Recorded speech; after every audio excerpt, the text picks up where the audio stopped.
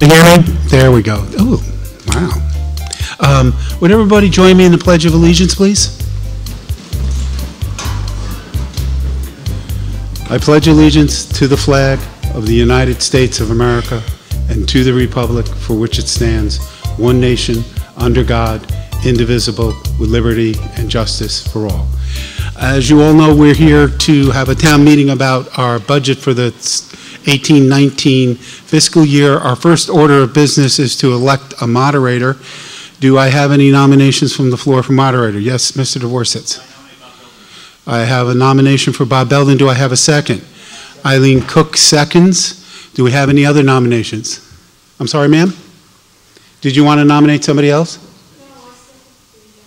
Okay. Do I have any other nominations for moderator? Okay. All those in favor of having Bob Belden act as our moderator, please say aye. Aye. I think that carries. Bob, please do the honors. Thank you very much.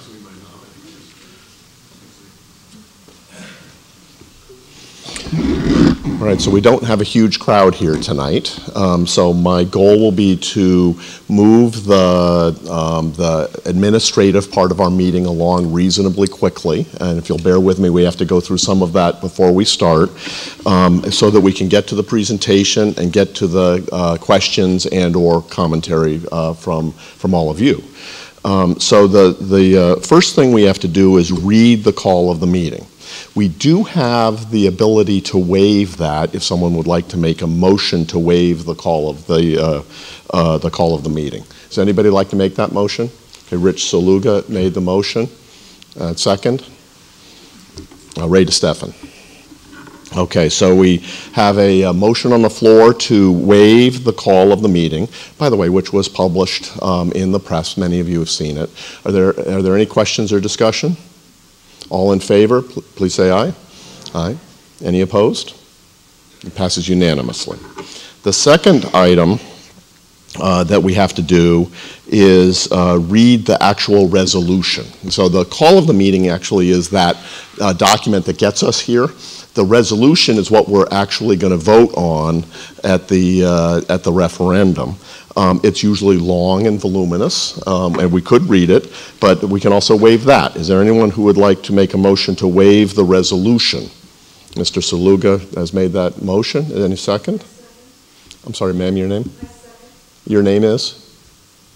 Ma'am? Sue Balla. Thank you, Sue. Sorry. Okay, so we have a motion on the floor to waive the reading of the resolution. Any discussion? All in favor, please say aye. Any opposed? All right. So we got through the administrative part in like record time, so thank you all. So the next thing on our agenda is the presentation, and it will be a presentation with Mr. Dunn will do a presentation, and I think Mrs. Sturm is going to present on behalf of the schools. And I'm going to turn it over to Mr. Dunn to do the presentation, and I'll let you kind of orchestrate this portion of the agenda, if that's okay. First, we'd like to thank everybody for coming out. We appreciate it. Some years we get a lot of people, some years we don't. This is a little bit of a lighter year. The way we're going to start is discuss this year's current year in review.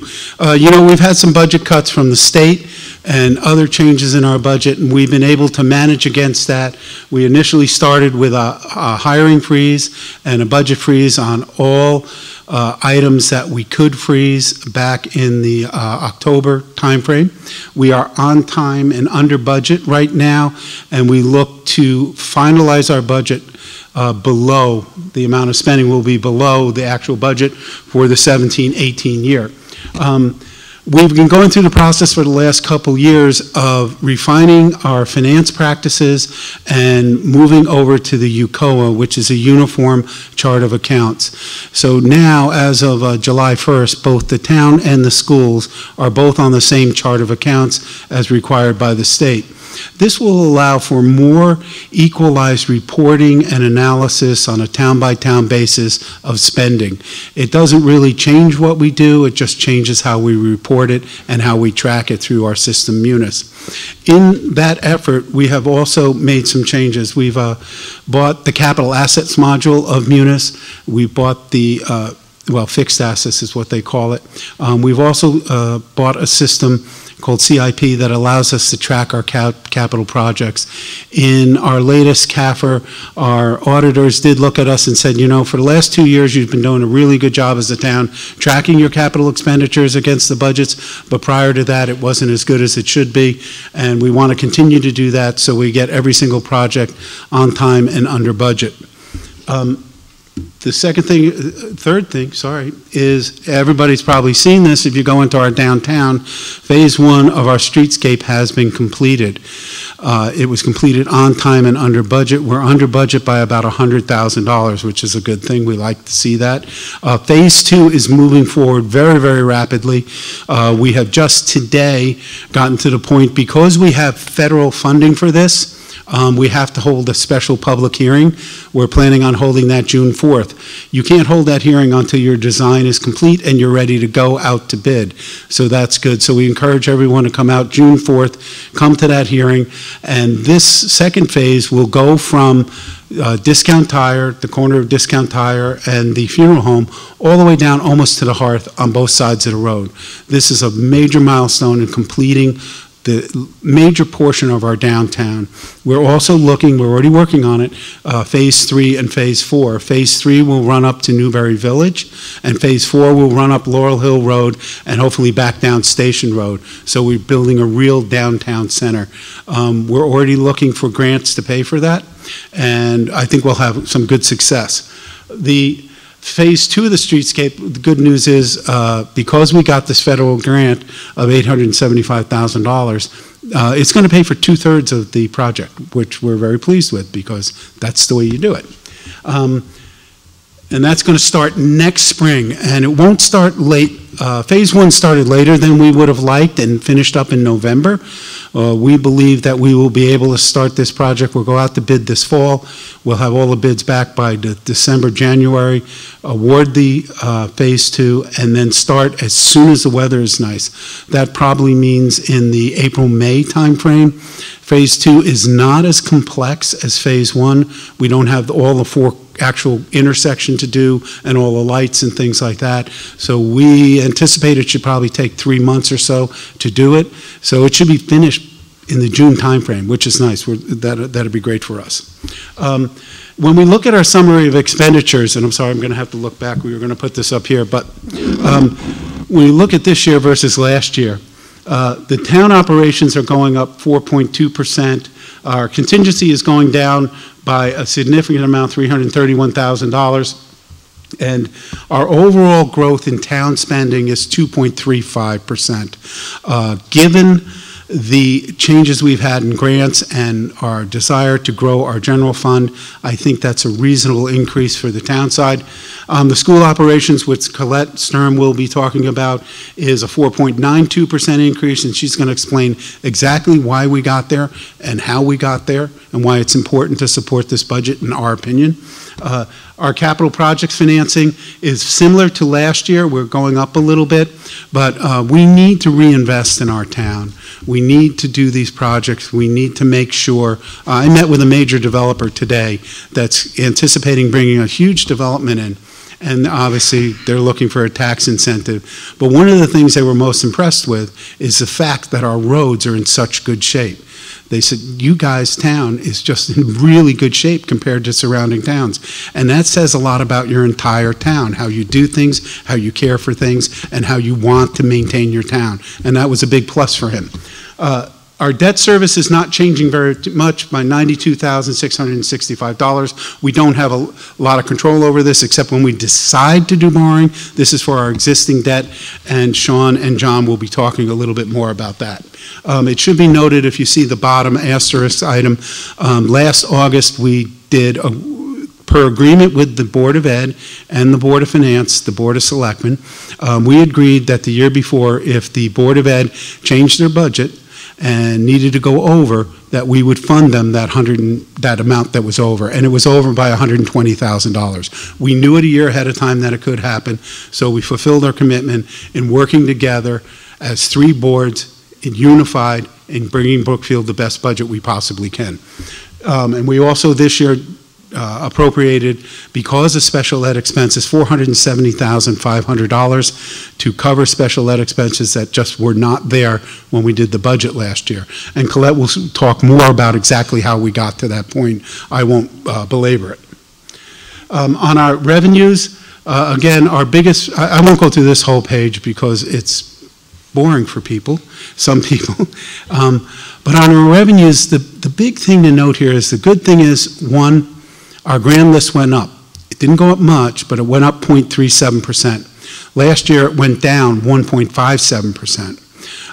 Grand list growing means that you're bringing new properties into town that are paying taxes, so it cuts the taxes for everyone else. It spreads them much more evenly. We typically have had, over the past 20 years or so, growth in our grand list of between 1% and 3%. The last 5, 6, 7 years, it's been very difficult to grow your grand list because there just hasn't been that much development. But when we see things like Brookfield Village coming in and other developments like the Enclave, the supermarket, and some other projects we're working on, we anticipate pretty robust growth in our grand list over the next 4 to 5 years. In fact, much higher than we would normally expect. The only other thing I wanted to talk about, as everybody knows this, is that the state has had problems with their budget. They've been cutting their grants to the town. They keep on changing their grants to the town, which makes it a very difficult environment under which we have to manage our budgets. I don't anticipate that changing significantly over the next few years. This year, the change in grants from the state is down $494,000 from last year. That's what we budgeted, $494,000 less.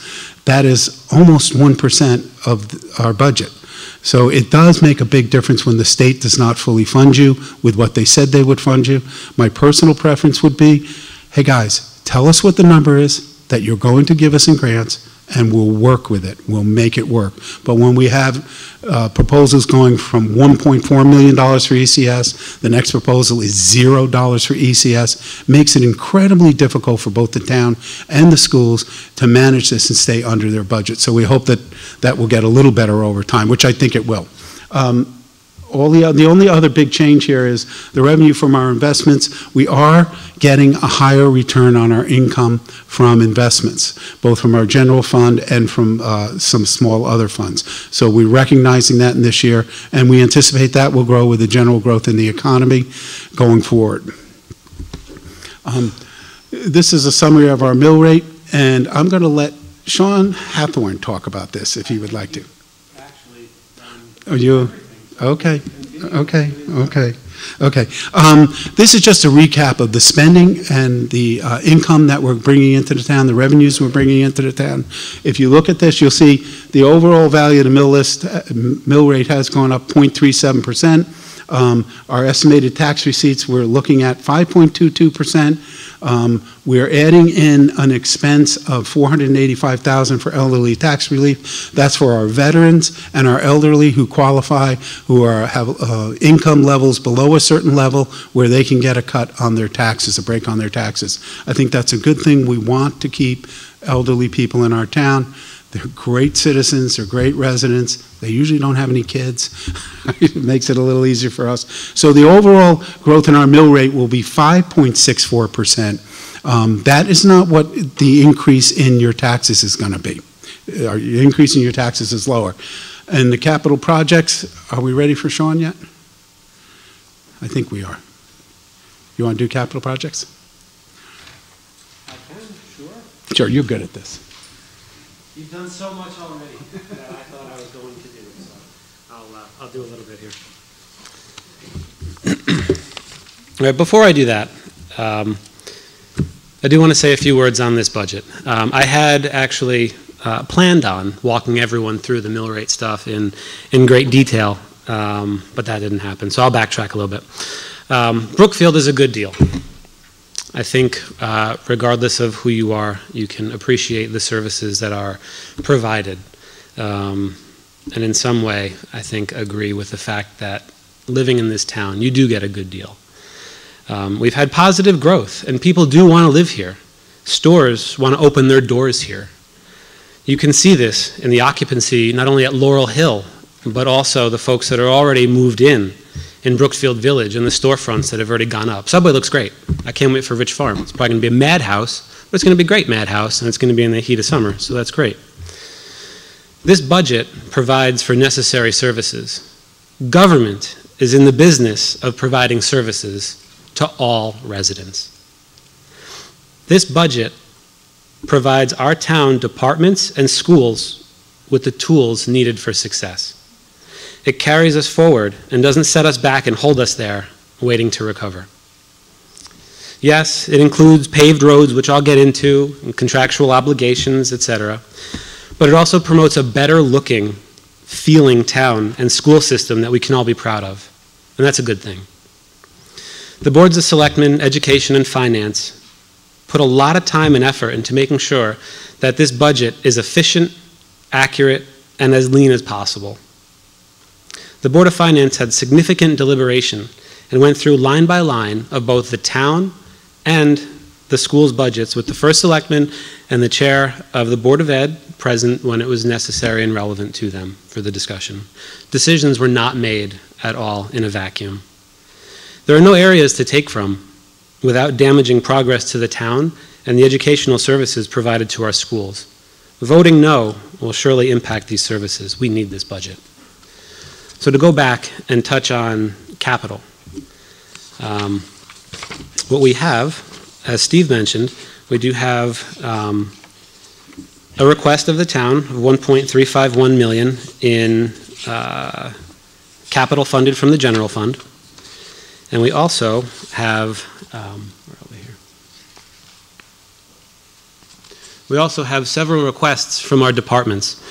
The requests from the departments are really the result of things being cut, things being postponed until next year, next year, next year, next year, next year. Parks and Rec this year, in their number, is looking for a vehicle, some natural turf equipment, a building here at the high school to house equipment and other things, and tennis court repairs. Public Works, the road paving that I mentioned, okay? That's one of the biggest capital expenditures that we see year after year. But as Steve mentioned, we have very high quality roads, and I think we should be very proud of them and support them. Public Works, in their request, is also looking for 2 vehicles, a street sweeper that actually makes sense to purchase instead of rent, maintenance on various town buildings, and a library window replacement plan. The library, that project didn't move forward, but the current building does need to be supported. The windows are sinking. That's an issue. The police department's looking for patrol vehicles and some computer software. The fire companies have needs for us to fund as a town their apparatus, so their trucks, perhaps even a boat in the future, and 2 command vehicles and also a generator. The primary fire company does serve, I believe, as an emergency shelter, just like this school does. The library, the request is for an ADA compliant restroom on the lower level and replacement computers. The schools, in their ask, an emergency generator. I don't know how many folks went through the side parking lot in front of the main entrance parking lot and saw that nice big rusty diesel-filled generator that we have that has issues starting up. That's not the kind of thing that you want to have on the fritz when something goes wrong. You want it to be dependable and start up. The school's also looking for Tecton architects, any things that they deem to be dire need for the schools, that's in there, and a time system. As far as technology goes, some computers, printers, and some software licensing. We hope to save some money there by using these new licenses. Land use is looking for 2 vehicles, and the assessor, we're planning for the next revaluation year, so we have a reserve there. These requests are slightly over what they were for last year, but again, these are capital investments. So these aren't just things that are nice to have. These are necessities. After pushing things off for so long, you can't drive a vehicle that's unsafe. And we do cycle through our vehicles. We give them about 3 or 4 lives apiece. That's huge. But now's the time to replace several of those vehicles. I don't have anything else on capital. Good. Thank you, Sean. Sean touched on a lot of these, but these are our primary goals of our budget. One of them, and the first one that we faced when we took office, is building up our general fund.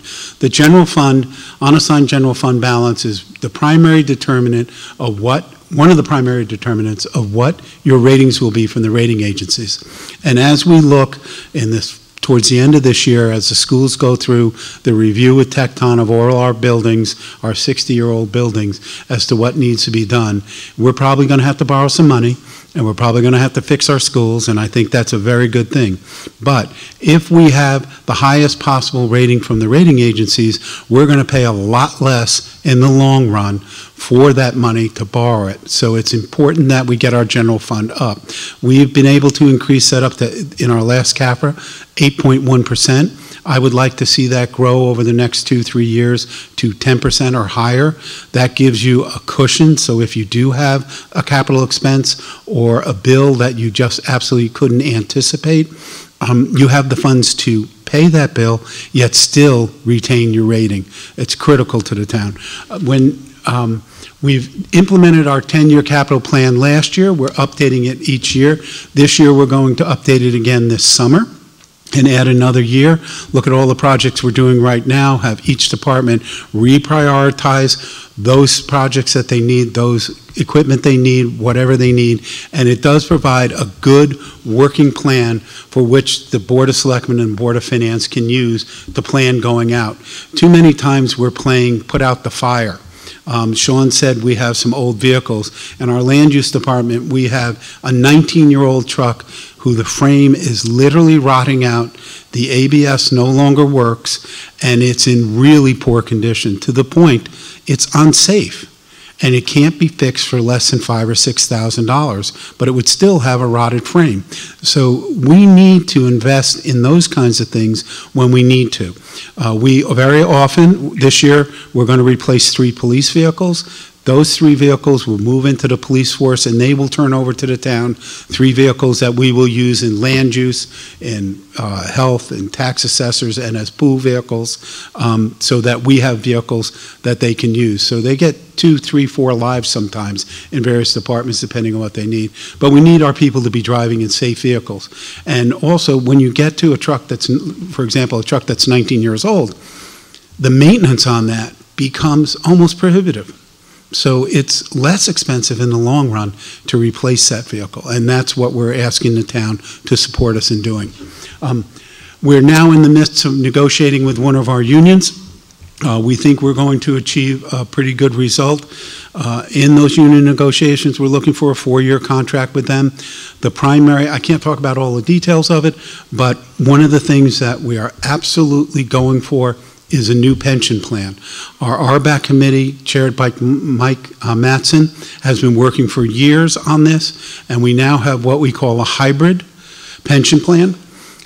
Initially, it will not cost the town any less for this hybrid plan, so nobody count on a big savings. But what it will do is it's going to give all of our employees, all new employees after July 1st of last year, 20 years of defined benefit that they get right now, 2% per year, and after that, the town will make a substantial contribution into a direct contribution plan.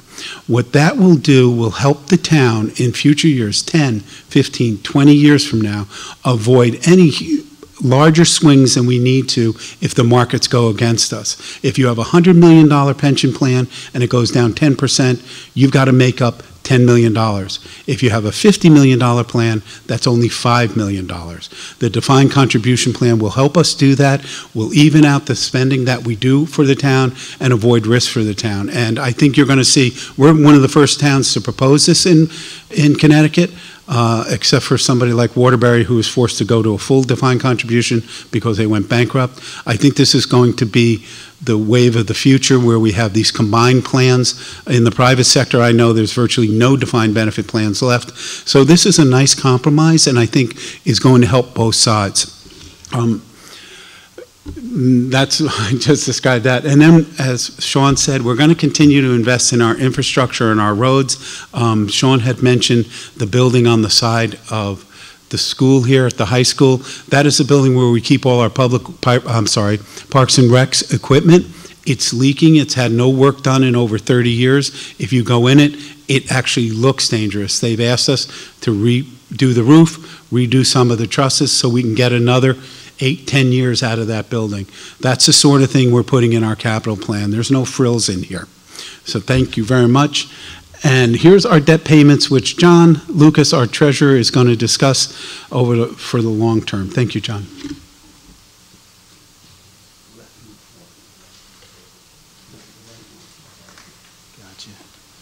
Good evening. First off, I want to apologize for showing up late. I was trying to see if I could arrange a zip line from the back over to the stage, but the superintendent said no. So I put my apologies, though. Thank you all for coming. First off, before I get into the debt, there's two things I'd like to mention.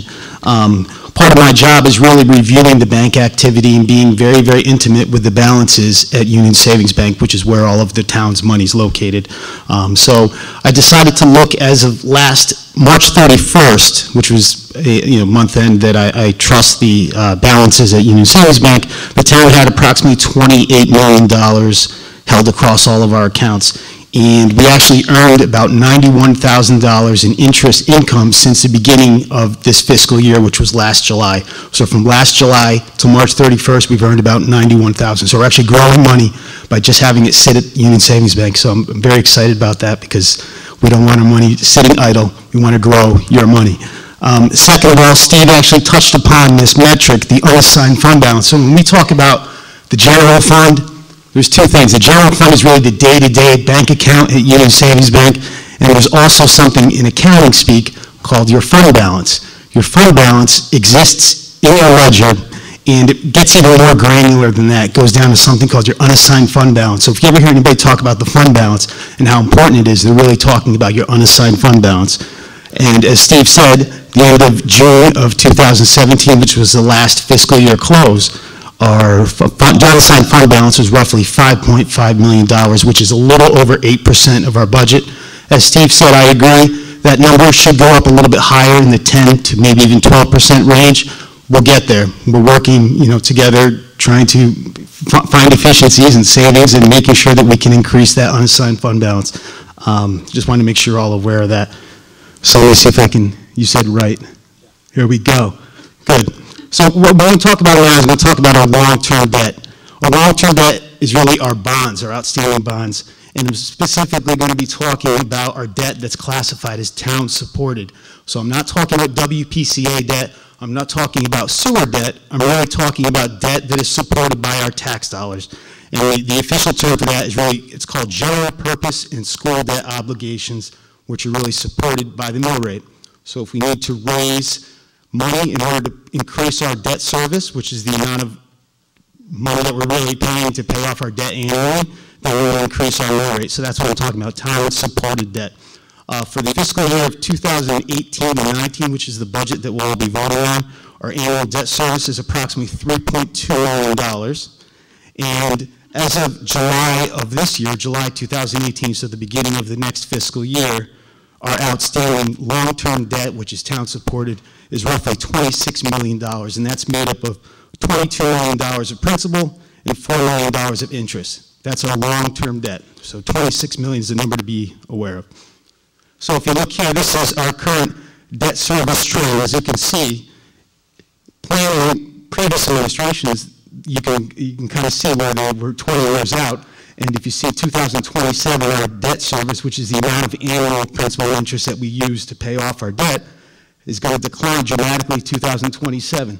So that, to me, doesn't, it's not rocket science. You kind of look down and you say, gee, where are the opportunities to invest and perhaps take out additional debt to fund adequate projects?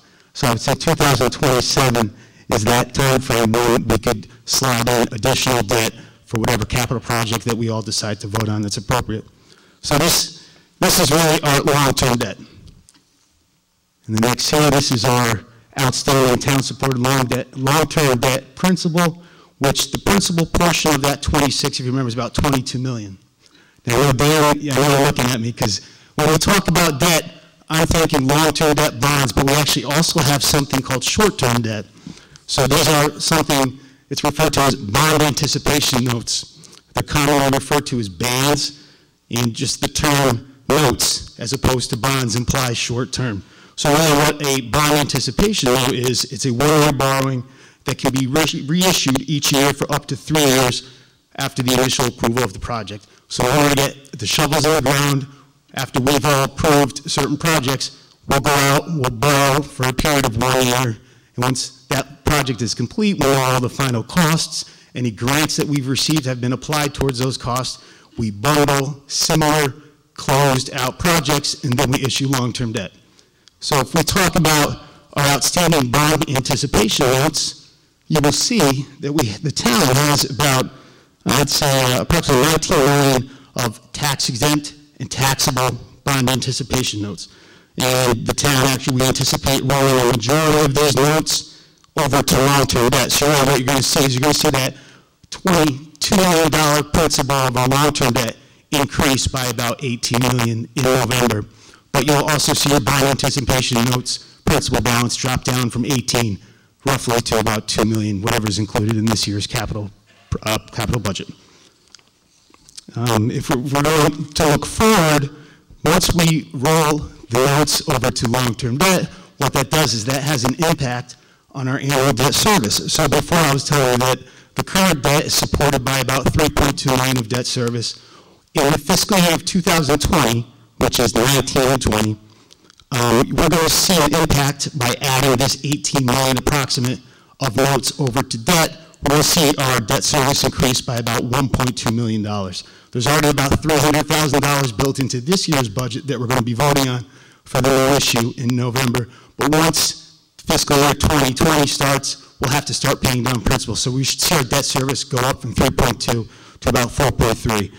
This is something to think about in planning for next year's budget. Like I said, the increase in the town's overall long-term debt principal will go up to just under about $40 million. And then again, we'll see an offsetting reduction in our bond anticipation notes.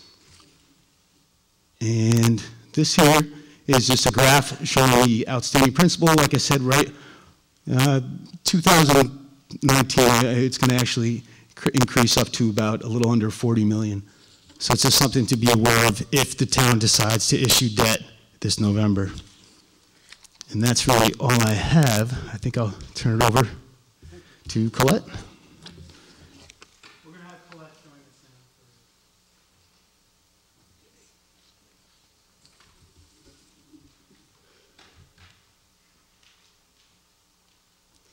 Thanks. I'd like to take a moment to touch on the 2017-18 key achievements of our schools. The high school now has a state-of-the-art World Language Lab, which is not only used to enhance instruction for our world language classes, but also our English language learners. We've additionally reconfigured the schedule at Wisconsin Middle School, so this better eases the transition of our 5th grade students. They now see 3 core teachers instead of 5 core teachers like the rest of our middle schoolers do. In addition to that, we've increased social studies instructional time and unified arts, and this is with the addition of 1 teacher there. With the addition of 2 teachers, we were able to improve and increase reading instruction and support at both Wisconsin and Brookfield High School. We've increased the instructional time for our kindergartners 66 hours, so they're now on the same schedule as our 1st graders. We've initiated the Yale Ruler Social Emotional Program at Wisconsin Middle School and are rolling it out at Center School in Huckleberry as well. This is a great program that improves the climate in our schools to better support, encourage, and empower our students. We have converted to the Munis accounting and operational systems, so we are now on the same financial platform as the town. We're essentially speaking the same financial language. This will be improving both the efficiency and the accountability of our entire district.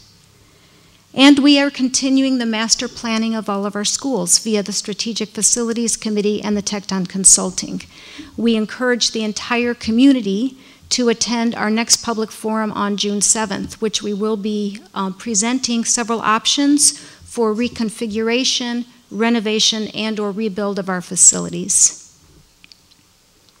So we did have several budget drivers and concerns pushing our 2018-19 budget forward. First and foremost were the increased demands and instructional needs. We did have significant inflationary increases. This came in the form of contractual collective bargaining increases, health insurance costs, transportation, fuel, and electricity, VOAG tuition increases. All of these provided together for a 3.2% increase in our status quo. We did additionally see significant increase in our special education costs, and I'm going to go into greater detail in that in a moment. We do have an increase in our English language learners, and these are students for whom their primary language is something other than English. And there is an increase in our unfunded mandates and the associated costs. These are mandates by the state, which we must comply with, which we either do not get funding for or had previous funding and no longer get it, and we now must shoulder that cost.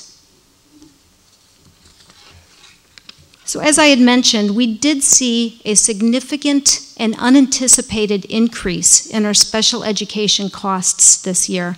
This was driven primarily through an increase in our outplaced students. Some of these were students that came or new to the district and came with an IEP with a designated outplacement. Federal law demands that we do honor the IEPs of all students new to the district. These costs in outplaced tuition, transportation, and in-district services amounted to $1,065,000. Now, we were able to meet those costs this year significantly through a special appropriation with the town of $470,500. In addition, we had a hard spending freeze with the district of $160,000 savings.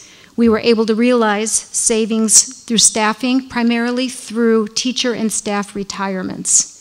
In addition, we had $100,000 in savings of health insurance management. This is through Medicaid reclamation and savings with our health plan. And we did have some vacancies that we temporarily left unfilled. So we were able to meet this increased cost this year, but this does have a significant impact in our budget going forward.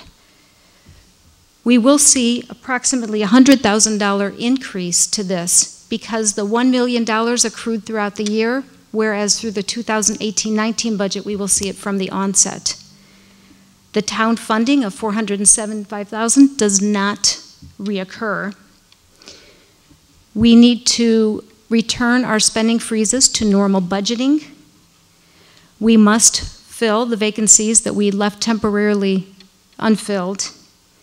And this gives us a net special education increase next year of $802,489. This does amount to a 2% increase to next year's budget. So if we take that 2% increase, add it to our status quo of 3.2%, and add to that our 0.2% net investment, we have our proposed budget.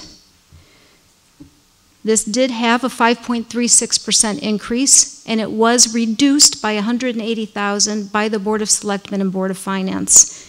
This gives us our 2018-19 proposed budget of $43,023,151,000. This does represent a 4.92% increase. I'd like to take that increase, though, and give it a little bit more perspective. Do I have my perspective slide now? Yeah, there we go. We're very grateful for the town funding of $470,000. This is considered an unbudgeted revenue source for a 2017-18 year. So if we take that cost and add to it all solutions that impacted our students' education this year, we arrive at the cost of what it actually took to educate our students this year. That was $41,717,117. So if we compare this to our proposed budget, we actually get a 3.1% increase, and that is below the status quo of 3.2. So in formulating the budget for 2018-19, we had several goals that drove our investments. The first was to provide the necessary resources to meet the needs of all students and maintain class sizes within guidelines. To that, we are putting forth a consultant for school-wide enrichment. We must address the strengths and talents of all of the students in our district, and we believe that a school-wide enrichment program is the most efficient way to do that. In addition, we have one extra science teacher at the high school, and there's actually a twofold reason for this. We do have a bubble class in 8th grade going to the high school next year, and by bubble class, I mean a class that is quite larger than normal. The one area where we must maintain small class sizes are our science labs, and this is via regulation and for safety's sake.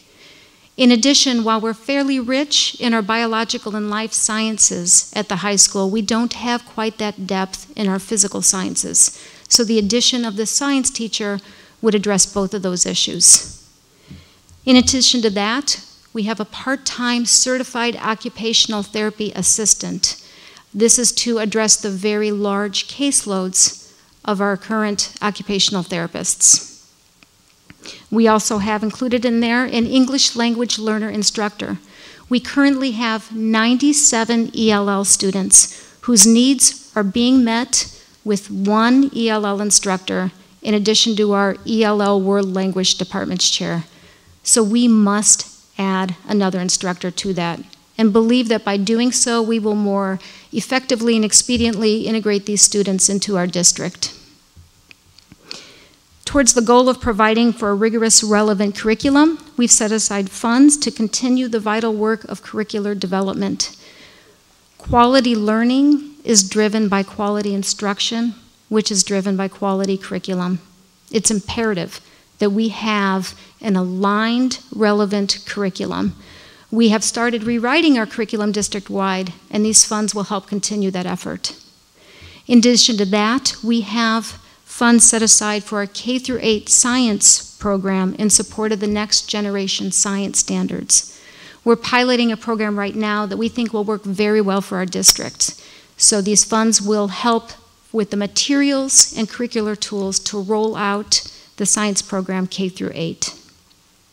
And to address the goal to empower our students to achieve in a digital age, we have included technology upgrades and improved infrastructure. Now, we do have a lease on the copier that is set to expire, and so we will be able to reallocate all of our copiers and printers district-wide, so we will offset this cost through that lease ending. Now, we're very mindful of the impact that this budget will have. So to that extent, the Board of Ed did make several reductions. To the original superintendent's proposal, we reduced 3 part-time clerk positions, a high school monitor greeter, an administrator position at the high school. In addition to that, we deferred a school start time consultant. Our high school actually has the earliest start time, not only in all of our district reference group, but also in the surrounding area. So we want to address that, but feel that we do need to defer this to a better budget year. In addition to that, we have deferred a Wisconsin Mobile World Language Lab.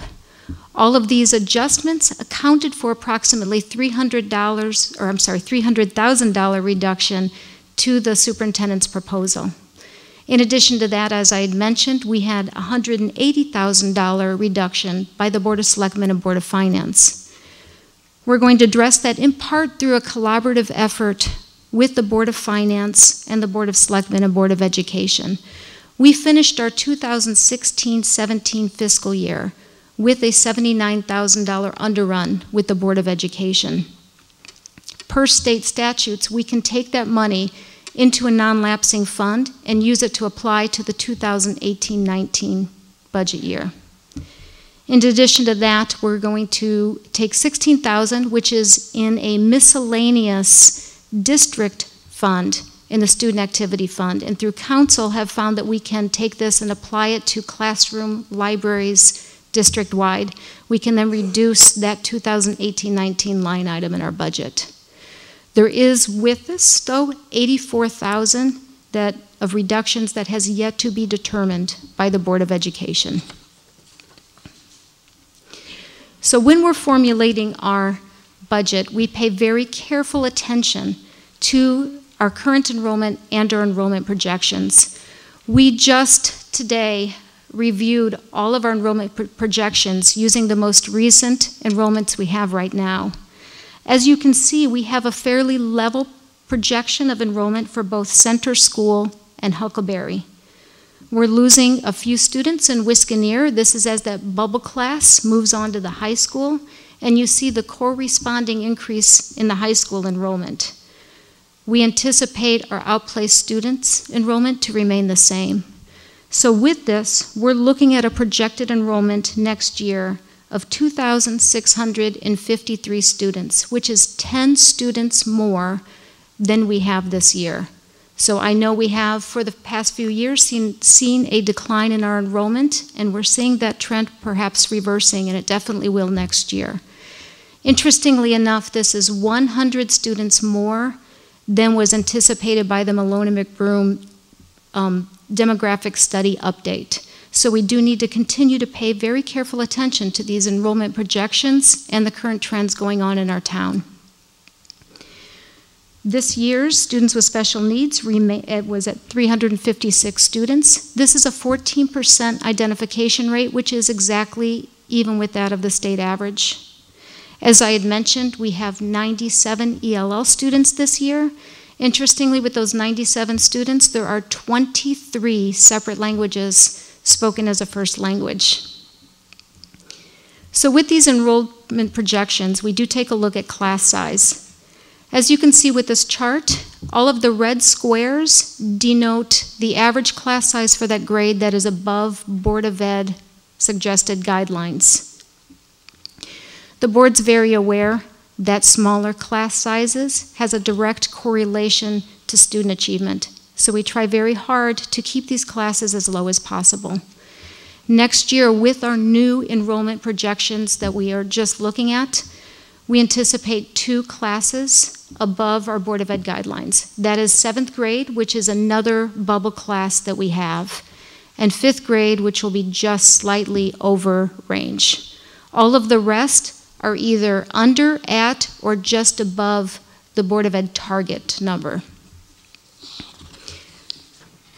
So I'd like to take a moment at the end for a little bit of perspective in our 2018-19 budget and the corresponding spending per pupil.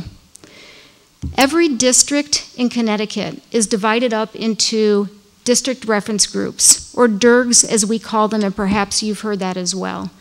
These are based on a variety of factors, everything from demographics to socioeconomics to enrollment. These DIRGs go from A down to I. Brookfield is in DIRG B.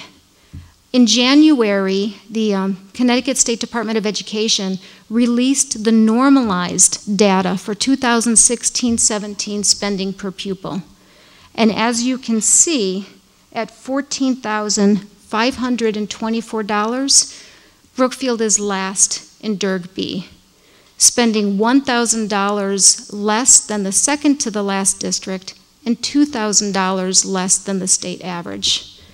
As a matter of fact, if you took Brookfield and compared it to all of DIRG C schools, we would still be near the bottom, 29th out of 31. And if you brought it even down to DIRG B, we would still be close to the bottom, ranked 21st out of 25th. So that is, in my opinion, a trend that we definitely have to reverse. So thank you for your attention, and I will turn it now back over to our moderator.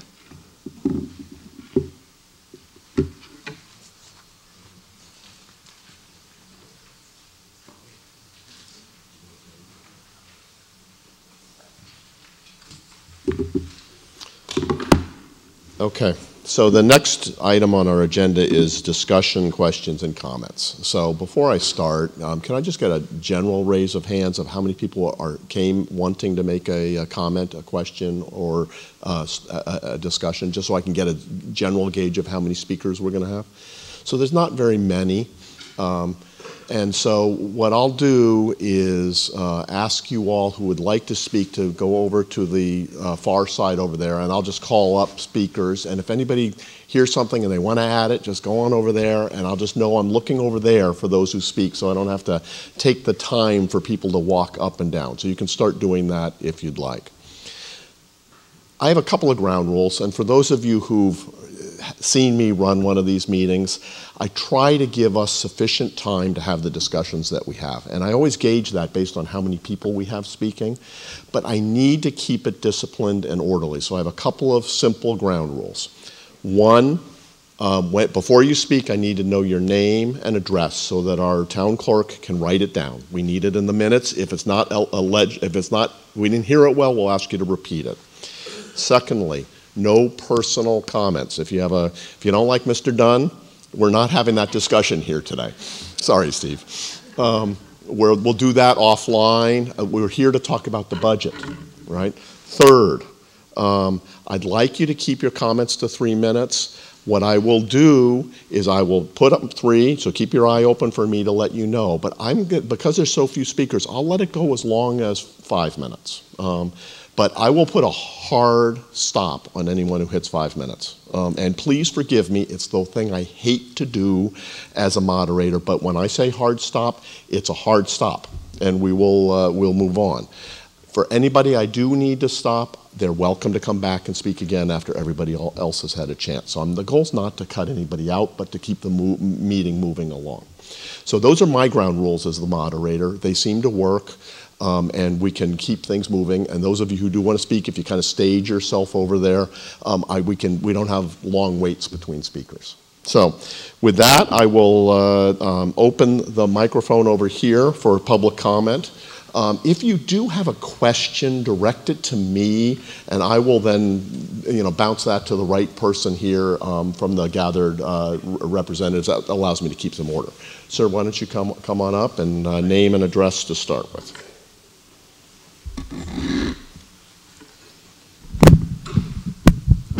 Okay. My name is Dennis Doherty, 134 Stillwater Circle. And I first want to start by thanking you for the information presented tonight. It's been helpful to me. And I guess the biggest question I have is I don't understand the math. You have a 4.1% spending increase. You've got a 5.6% adjustment to the rate, okay, to the mill rate, and you've had an increase in the grand list. So normally, I think if you had a 4.1 spending program and an increase to the grand list, the adjustment to the mill rate would normally be something less than 4.1, but we're proposing it at 5.6. And Mr. Dunn did mention earlier that even though the mill rate is going up 5.6, the taxes, maybe I didn't understand this right, the taxes would not go up the tax increase would not go up that high. So those are the two issues. How does the math work, and how does that affect the actual tax increase that's going to be granted? And anybody can answer, whoever. Okay, thank you. Mr. Hathorn or Mr. Dunn, would you like to address the math question?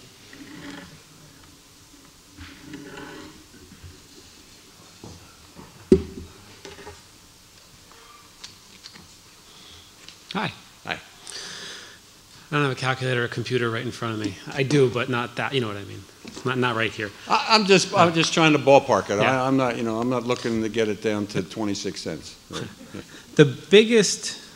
The biggest issue that we have with this current budget is the cut in state revenue, and also the further reduction that the Board of Finance took to the governor's numbers.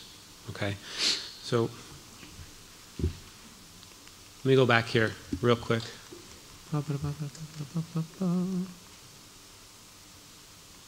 Okay. do we have a... So within the intergovernmental line, you see a decrease of 21.84%, right? Now, we had 295,000 of cuts from the state, net, okay, because some things went up, some things went down, mostly went down. And then the Board of Finance, through our deliberations, and we tried to put notes on everything that we did when we published the file, but you have, the governor said that we were going to get, or I'm sorry, the legislature said we were going to get 1.14 million. To be conservative, we took that number down to $1 million. So that's 144,000 that we wouldn't have, that we'd have to make up for elsewhere, okay? In addition, municipal stabilization grant, the legislature said that we were listed for 272,000. We brought that down to 150. So there's another missing 122,000. And then we did offset 68,000 for the LoSIP grant, which there was new guidance that came out from the state. So we brought the number up. But the net change from the Board of Finance was about 200,000. So that 21.84%, or about 500,000, that is a big reason why you have the disparity in the optics of your 4.1% increase in total expenditures and the revenues. However, the increase in the mill rate is a little bit more because we have to fund through taxes then if we don't cut services, right, you have to fund through taxes the shortfalls in revenue that you get. Okay, so the shortfall in revenue is an actual add-on to the spending plan. Is that what we're saying? In effect, yes, because when you look at that general property taxes current line, okay, we start with a baseline of what our tax collector or assessor says that we're going to get. But then, as we go through and we change lines in there, you know, say to the revenue, right? We use that line as our mechanism to balance the budget. So yes, what you just said is accurate. Okay. I have to balance through that general property taxes. That flows through to that required levy. So your estimated tax receipts add the elderly tax relief, which, as Steve mentioned, it's a good thing. And that gets us to our required levy, which is driving that mill rate and the increase 5.64 in the mill rate. Okay. Does the tax relief for the elderly and veterans, was that an add-on also, or was that part of the original spending proposal? This was part of the 2018-19 budget. Full disclosure, when we looked at 16-17, we had that number there, the 480, call it 484 that you see. Then when we took and we looked maybe too microscopically, we saw a number for 17-18 that was strikingly similar to a sales tax relief. And in error, we assumed that they were the same thing, but presented twice within the budget file. Turns out, though, that they're actually two different things. And we've gotten guidance from the state on the sales tax. And then we have this 485 there, which is very similar to what it was 2 years ago, and pretty similar to what it is when the folks that are eligible for it do apply and they do take advantage of it. Okay. I mean, just to be clear, I'm not opposed to that. I'm just trying to clarify it. You have questions and I'm trying to answer. You got it. No judgment. Okay, Yeah. okay. The final question was, did I understand right that the actual tax increase is not going to be 5.6%, or was that incorrect? Or did I misunderstand? I don't want to speak for Mr. Dunn. Okay. So if he can address that. No, the actual tax increase is not going to be 5.6%. It's not. Do you have a ballpark for what it might be? If we take, where's my thingy? 5.2%. If you look at the estimated actual tax receipts we're looking for, Yeah. it will be 5.2%. Okay. Although town and school spending is not going up that high, we have the cuts in the state funding, and we also have the other issues. Now, the grand list growth offset that a little bit, only 0.37%, 0.4%. Okay. Does that answer your question?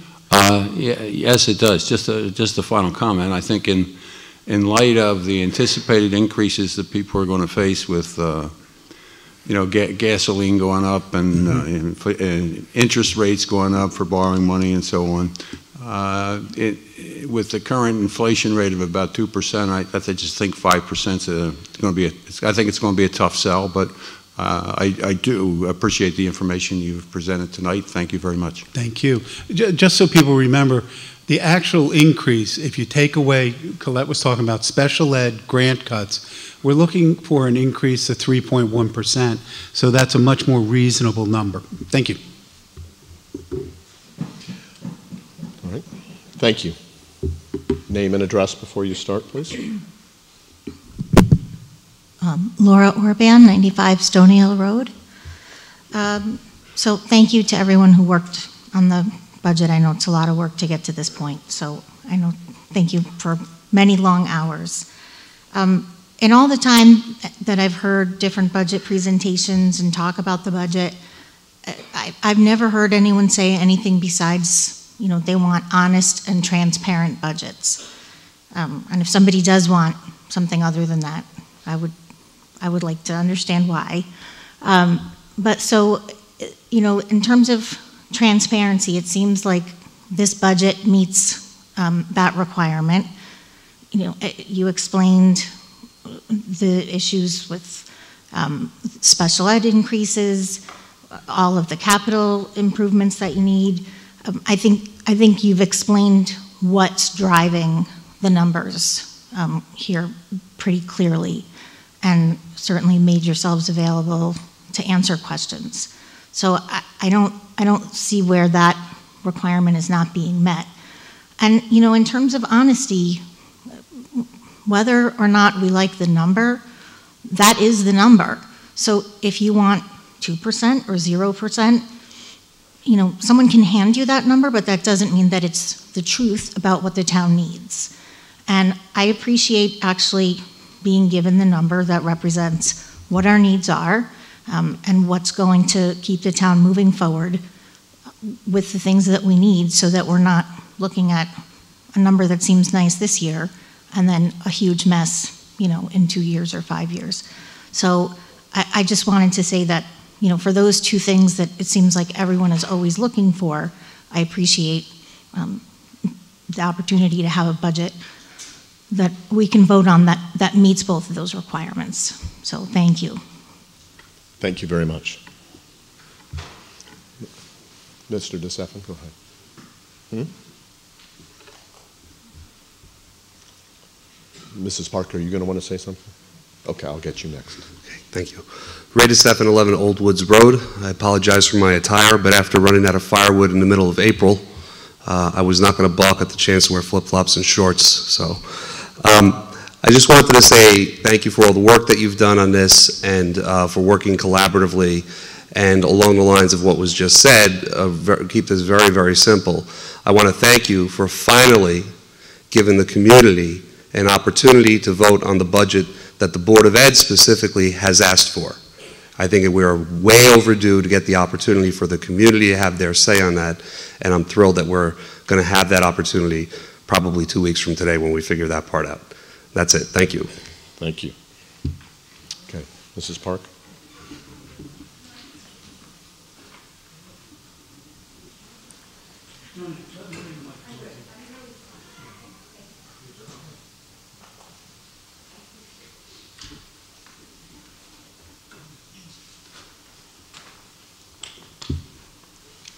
I could use your lectern, though. I'm Joni Park. I live at 71 Indian Trail. I've lived in Brookfield for 40 years. 2 of my 4 children graduated from Brookfield High School. My first grandchild graduated as well. I have another grandchild, the youngest one, who is going to be a senior next year.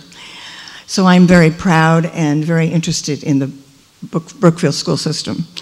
I'm also proud to have served for 2 terms as a selectman in a town, and in that capacity, I was part of the process that goes into making up our annual budgets.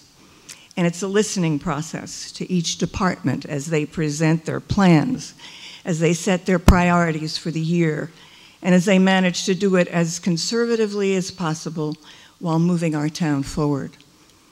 I'm well aware of all the job that you have done and how hard it's been, and I want to say, along with others who have said thank you, for the job that all three boards have done over this past year.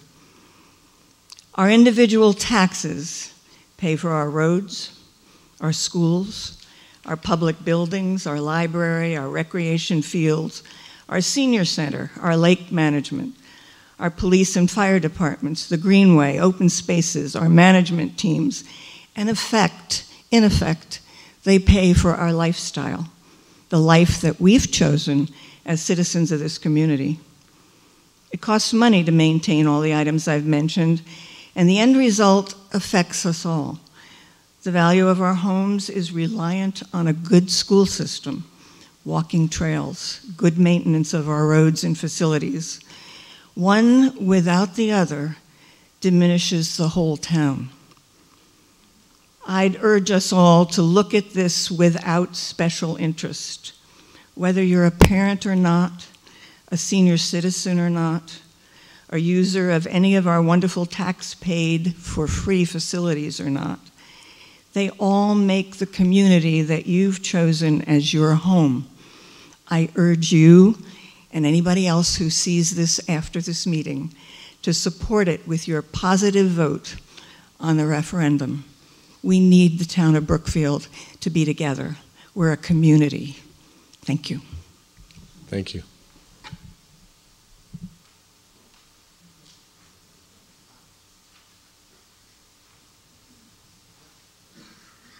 Okay, next up. You're good? Anybody else like to make a discussion? Mr. Saluga?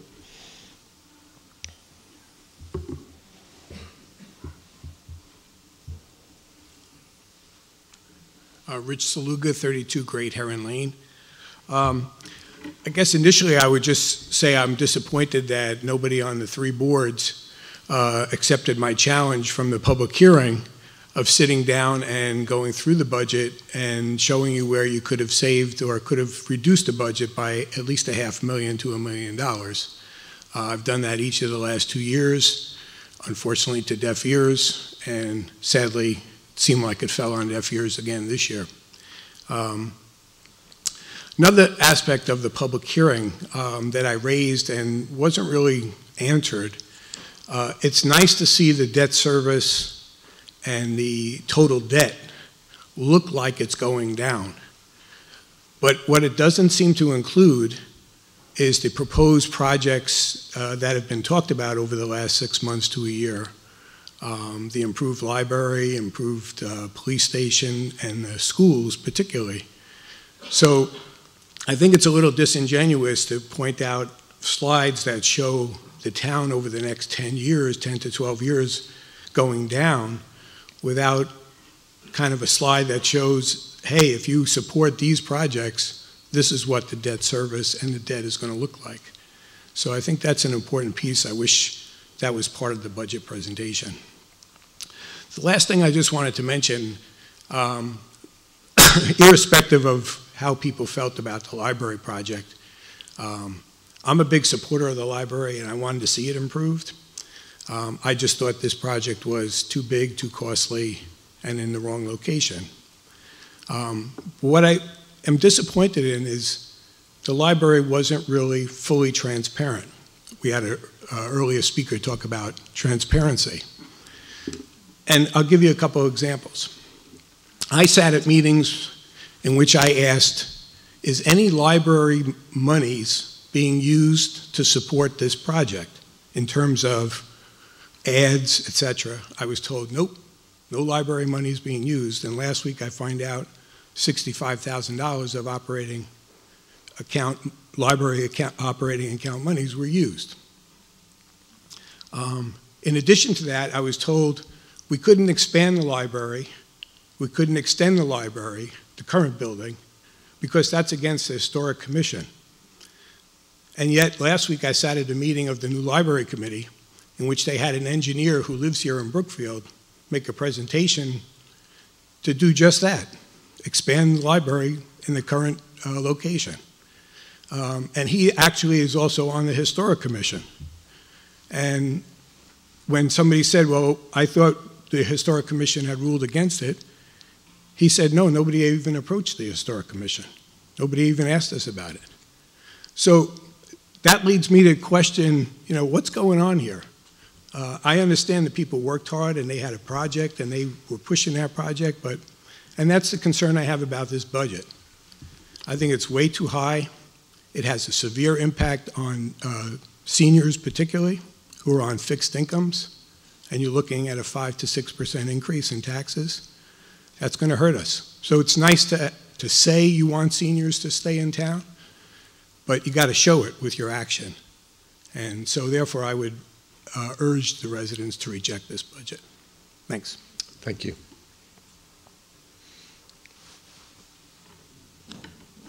By the way, thank you all for staging over there. It does move things along pretty quickly. Name and address, please. Okay. Mary Capiello, 135 Candlewood Lake Road. Hi, it's nice to see everybody tonight. I also want to thank everyone who's worked so diligently over the last several months to bring forward this budget. We elect and hire these good people. They become experts in their departments. They put forth their best efforts to keep Brookfield in good working order and to provide services for us all while being as fiscally responsible as they possibly can. They've worked together collaboratively, more collaboratively than in many past years, and compromised to bring us this budget. It is now time for us to do our part to support our schools and our town by voting yes for both our Board of Ed portion and our government portion, town government, portion of the budget. Please vote yes and yes on this budget. Thank you. Thank you. Is there anybody else over there? Since you're not in the front row, I can't tell if you're staged or not, but go ahead up.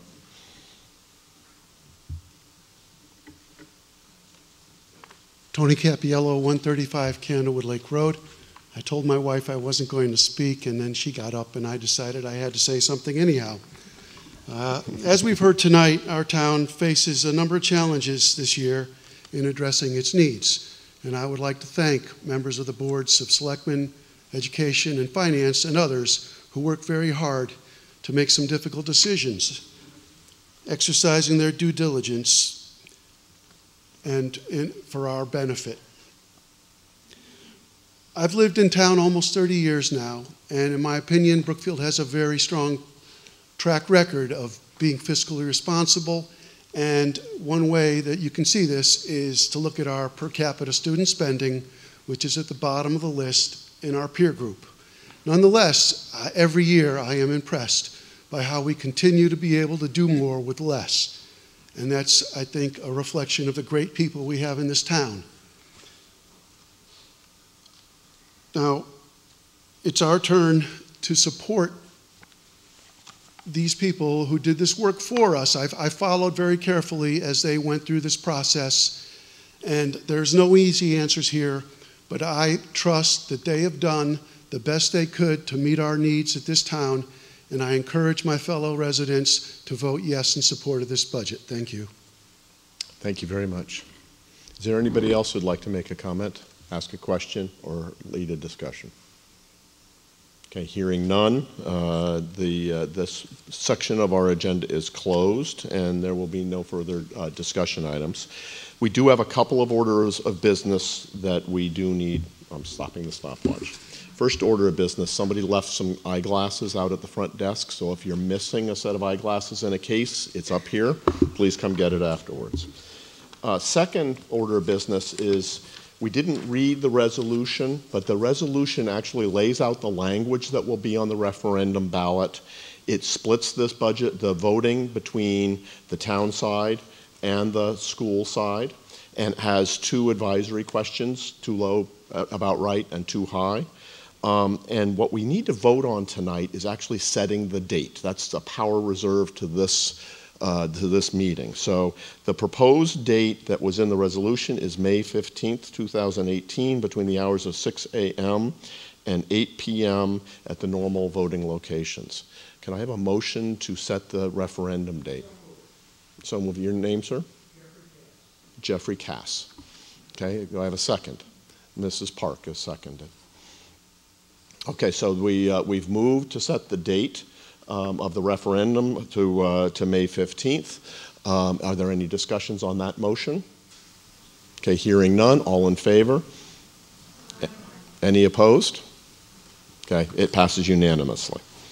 On the agenda, we also have a report of the town treasurer. Let me just ask Mr. Lucas, you gave an extensive report as part of the budget presentation. Do you have anything else you would like to say as part of the town treasurer report? Okay. This is, by the way, this is something we do every year at the town meeting. It's part of our charter. Yes, thank you, Bob. I actually wanted to address Mr. Saluga, your question. When I came up with the idea to put up a chart for the debt service, I certainly was not trying to be misleading by any regard. For me, my intention was specifically to say what debt do we currently have on paper outstanding, and really to speculate about future projects that may get voted down. I wouldn't even begin to know speculation about increased debt service and interest rates. That's not really the scope of my presentation. Mr. Halford, Chairman of the Board of Finance, actually reminded me that any projection of debt service impact by any of these future projects, our financial advisor did provide us with a very thorough report that is on the town's Board of Finance website. But I certainly wasn't trying to be misleading at all. All right, that's it.